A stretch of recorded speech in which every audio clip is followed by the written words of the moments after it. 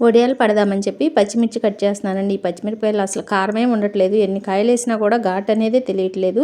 ఇంకా కొంచెం అంత అల్లము పచ్చిమిర్చి కడిగేసి పక్కన పెట్టేశాను, మిక్సీలో పట్టేస్తాను. తగినన్ని నీళ్లు పోసుకున్నాను, అందాజుగానే పోసుకున్నాను. కొంచెం అంతా బియ్యం పిండి తీసుకున్నాను.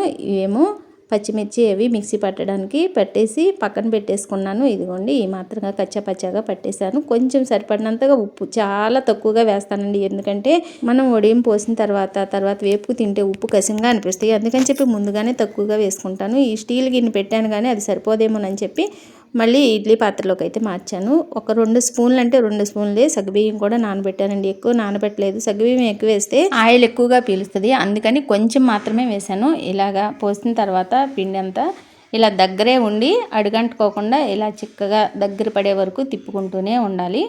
ఇంకా దగ్గర పడిపోయింది, ఈ మాత్రం వచ్చేస్తే చాలు. చల్లారిపోయిన తర్వాత మంచం పైకి తీసుకురావడానికి చాలా కష్టపడ్డాను, తప్పదు కదా మరి. ఇలాగా కొంచెం ఈ పంచ అనేది తడిపేసేసాను, దాని అడుగును కూడా వేసాను అనమాట ఒక లుంగి, ఎందుకంటే కొంచెం అడుగుకి జిగురు అంటకుండా ఉంటుందని చెప్పి ఈ మాత్రంగా వడియాలు వేసేసాను. ఈ గిన్నెతోటి 2 గిన్నెలే అయినాయండి, అంటే సింపుల్గానే చేసాలండి. ఈరోజు మంచిగా వస్తే రేపు ఇలాగే ఇంకొంచెం ఎక్కువ క్వాంటిటీతో చేద్దామని చెప్పి వెళ్తూ సబ్స్క్రైబ్ చేసి ఒక లైక్ చేయండి.